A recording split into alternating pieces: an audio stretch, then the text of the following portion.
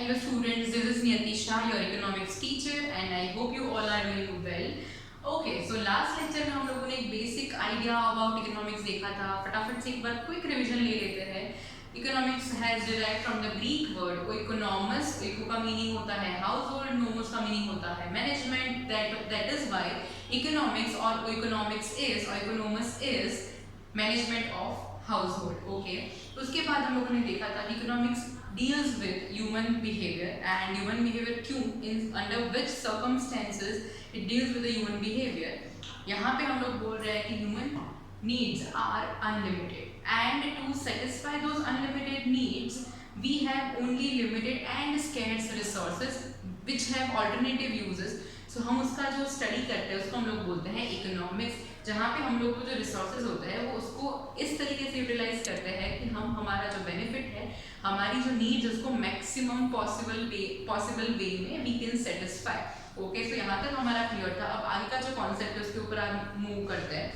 Okay, सो आगे का concept है scarcity and choice is the essence of economics. ये बहुत इंपॉर्टेंट चीज़ है, स्कैरसिटी एंड चॉइस. हम लोगों ने लास्ट लेक्चर में भी हर एक एग्जाम्पल जो देखा था, अगर वो बड़ा पाव का एग्जाम्पल हो या तो फिर हम लोगों ने दूसरा और भी यहाँ पे एग्जाम्पल लिया था, वो सब चीज़ों में एक चीज़ कॉमन थी and that was scarcity and scarce means.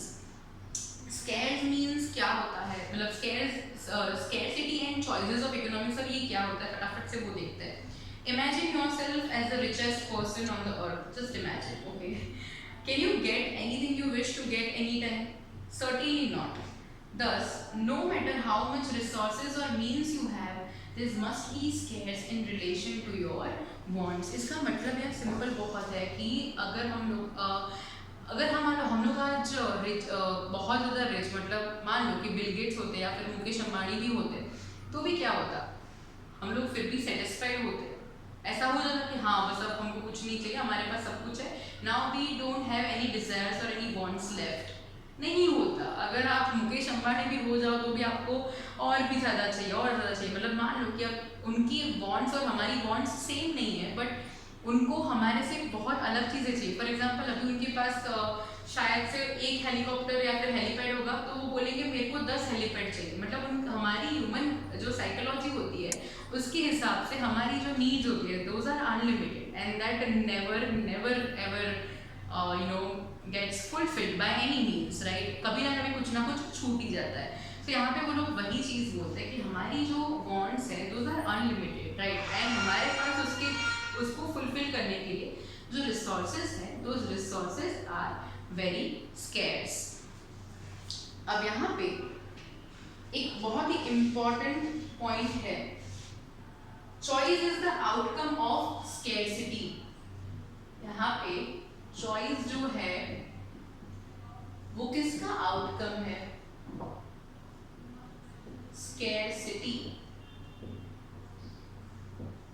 अब इसका सिंपल मीनिंग ये है कि आज हमारे पास कोई भी चीज की स्कैरसिटी ना होती तो हमको चॉइस करने की जरूरत नहीं पड़ती, बिकॉज हम लोग अगर स्कैरसिटी ही नहीं है तो हम लोग सारी की सारी चीजें खरीद सकते हैं, सारी की सारी चीजें अवेलेबल हो सकती है. उसमें हम लोगों को चूज नहीं करना कि हमको क्या लेना पड़ेगा. तो ये चॉइस जो वर्ड है वो कहाँ से आता है? स्कैरसिटी से आता है. Choice emerges when limited resources are to be used for the satisfaction of unlimited wants. ये जो choices है ना वो emerge करती है, मतलब वो बढ़ती है, वो change होती है, right? जब हम लोग एक limited resources है उसको use करते हैं to satisfy those unlimited wants. A rupee cannot buy 10 things when the price of each thing is ₹1. You have to choose the thing you would prefer to have. You have to forgo 9 things in favor of the one thing you choose to have. You have to make choice simply because you must face scarcity. अब यहाँ पे इन लोगों ने 1 रुपये का example दिया है. हम लोगों ने लास्ट टाइम ऑलरेडी वो 50 रुपये का एग्जाम्पल लेके मैंने आपको बताया था कि आपके पास सिर्फ 50 रुपये ही है और आप 50 रुपये में से तीनों में से सिर्फ एक चीज़ कर सकते हो जिसकी प्राइस 50 रुपये है, right? So you have to choose because scarcity है यहाँ पे. तो आप 1 रुपये में से या फिर 50 रुपये में से 50 रुपये वाली 10 चीज़ें नहीं खरीद सकते, right? So it's very simple. फिर उन्होंने बोला है choice refers to the process of selection from available limited alternatives. It emerges because resources are scarce and resources can be allocated to alternative uses. एक ही चीज को बार बार रिपीट किया है, but बार बार इसीलिए रिपीट किया है because it is very important. Thus scarcity cause choices. यहाँ पे फर्स्ट पॉइंट जो है वो है scarcity causes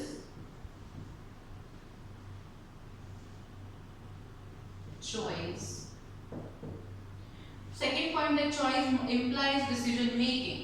Choice implies decision making.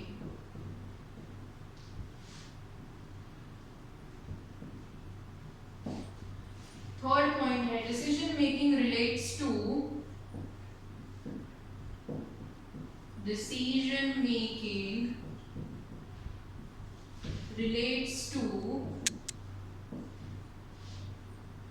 usage of limited resources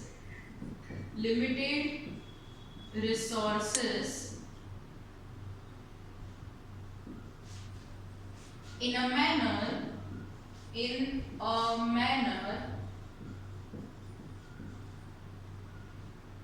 that customer or consumer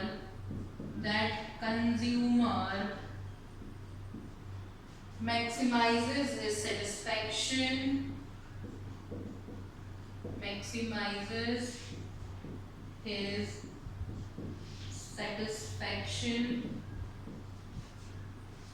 producer maximizes his profit, of course,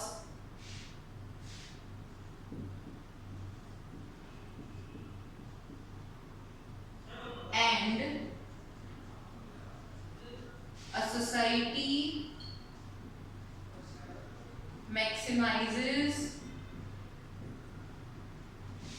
its social welfare.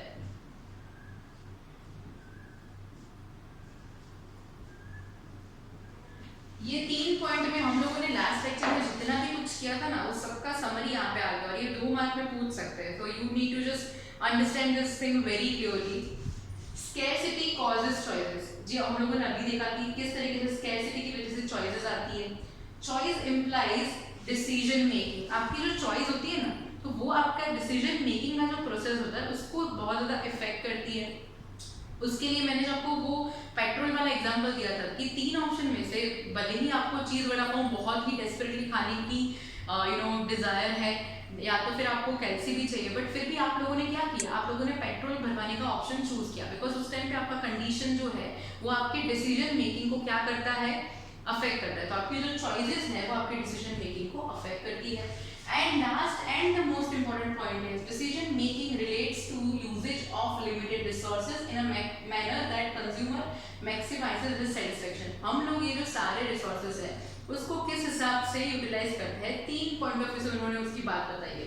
जो भी उसका consumer है ना वो कंज्यूमर को क्या चाहिए, अपना सेटिस्फेक्शन चाहिए, राइट.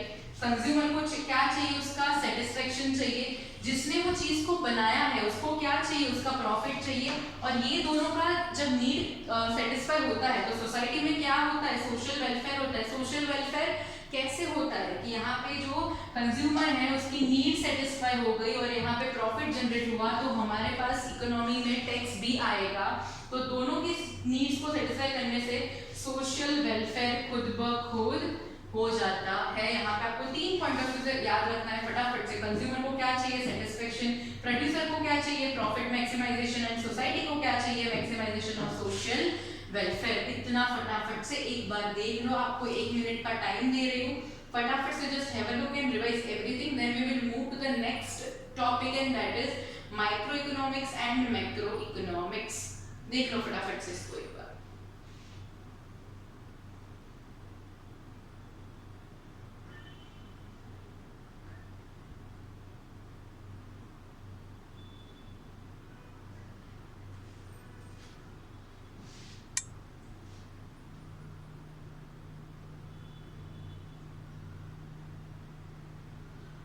देख लिया? Okay, now let's move to the next topic, that is microeconomics and macroeconomics.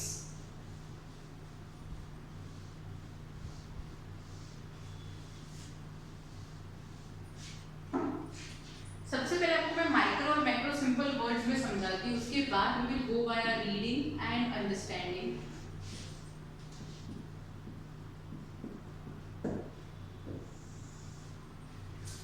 Micro का मतलब होता है बहुत ही छोटे लेवल पे, इंडिविजुअल लेवल पे, राइट, और मैक्रो का मतलब होता है लार्ज लेवल पे, राइट। अब माइक्रो इकोनॉमिक्स को समझने के लिए I am giving you one example कि मान लो कि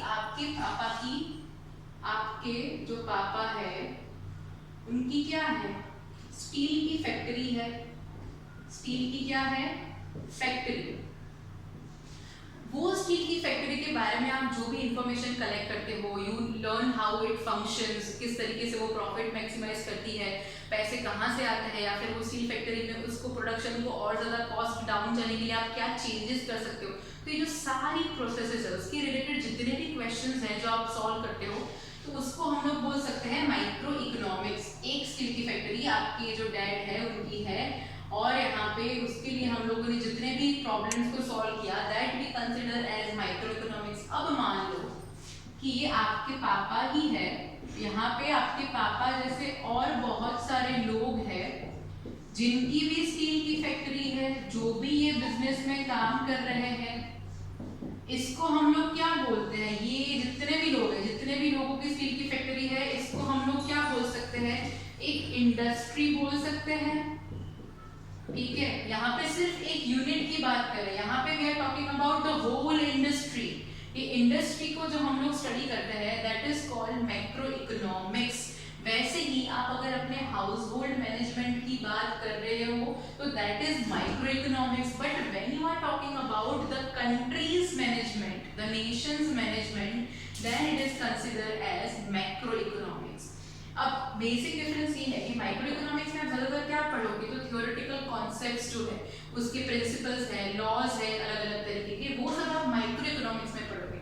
सो microeconomics mostly works as a manual to your macroeconomics. और यहाँ पे आप लोग पढ़ोगे नेशनल लेवल पे आपके जो भी इश्यूज है, फॉर एग्जांपल मान लो अनएम्प्लॉयमेंट हो गया, पॉवर्टी हो गया, वो सब जो इश्यूज है, वो इश्यूज के बारे में हम लोग मैक्रो इकोनॉमिक्स में पढ़ेंगे, because those are national level issues, right. तो यहाँ पे क्या पढ़ा हम लोगों ने कि जो भी प्रिंसिपल्स है, कॉन्सेप्ट्स है, थियोरेटिकल लॉज वगैरह है, तो वो सब हम लोग यहाँ पे पढ़ेंगे, और मैक्रो में हम लोग जो नेशनल लेवल के इश्यूज वगैरह है उसको पढ़ेंगे। ये तो बहुत ही सिंपल एक्सप्लेनेशन हुआ। अब फटाफट से इकोनॉमिक्स की लैंग्वेज में उसका एक्सप्लेनेशन रीड करते हैं। When the problems of choice, economic problems, are studied and addressed at the level of individuals, it is called microeconomics. जैसे मैंने आपको बोला कि हम लोग जो इंडिविजुअल लेवल पे, राइट, जो स्टडी करते हैं उसको हम लोग क्या बोलेंगे, micro economics. But when the problem of choice are studied and addressed at the level of the country as a whole, that is called macroeconomics. With the observations in mind, we proceed to a detailed study of the concepts of micro and macroeconomics. यहाँ पे आपको मैंने जो simply समझाया उसका यही meaning है, आपको यहाँ पे दिया हुआ है। फटाफट से माइक्रो इकोनॉमिक्स क्या होता है, तो the term micro in English language has its origin in the Greek word माइक्रोज। फटाफट से इसको देखते हैं एक बार।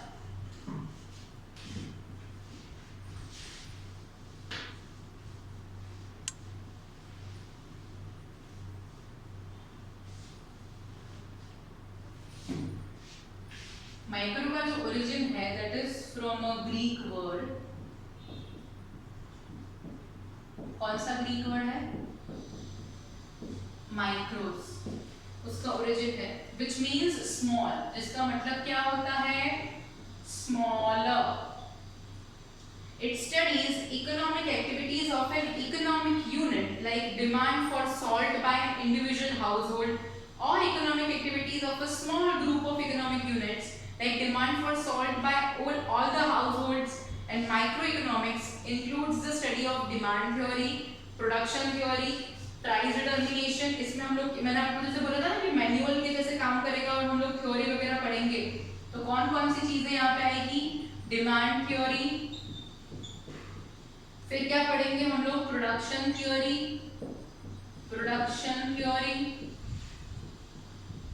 और यहाँ पे और है प्राइस डिटर्मिनेशन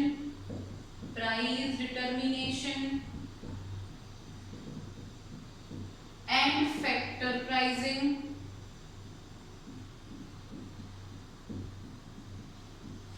ये जो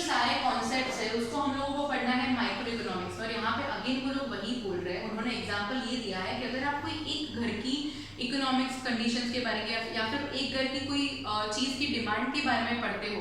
फॉर एग्जांपल आपके एक घर में अभी आपको 5 kg सॉल्ट चाहिए, ठीक है, तो 5 kg की जो सॉल्ट की डिमांड है that is from your own house hold, your individual house hold. अब आपके पूरे फ्लैट का हम इकट्ठा करें तो मान लो 100 kg ऑफ सॉल्ट की डिमांड है।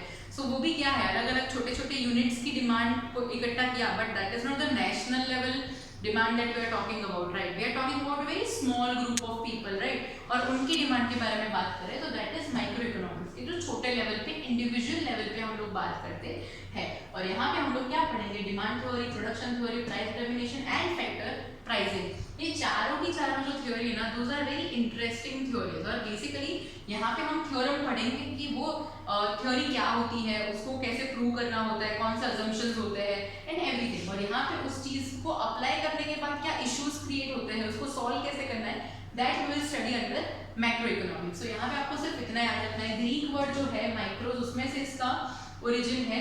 इसका मतलब होता है स्मॉल। स्मॉल क्यों होता है, because we are only talking about the individual level of the studies of economics, इसलिए इसको हम लोग स्मॉल बोलते हैं। और यहाँ पे हम लोग कौन कौन सी चीजों के बारे में पढ़ सकते हैं, demand theory, production theory, price determination and factor pricing. उसके बाद आता है मैक्रो इकोनॉमिक्स।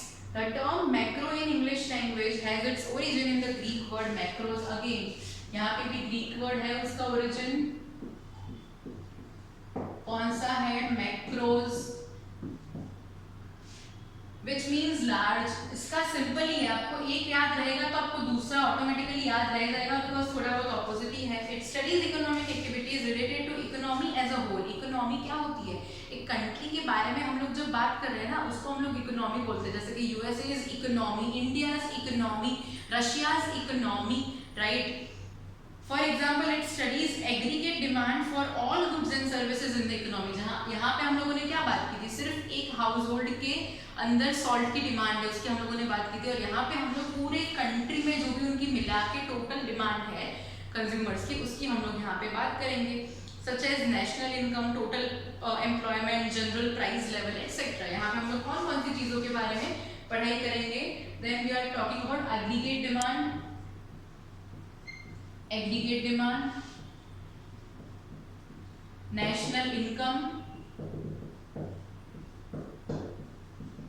नेशनल इनकम, फिर we will be talking about total employment,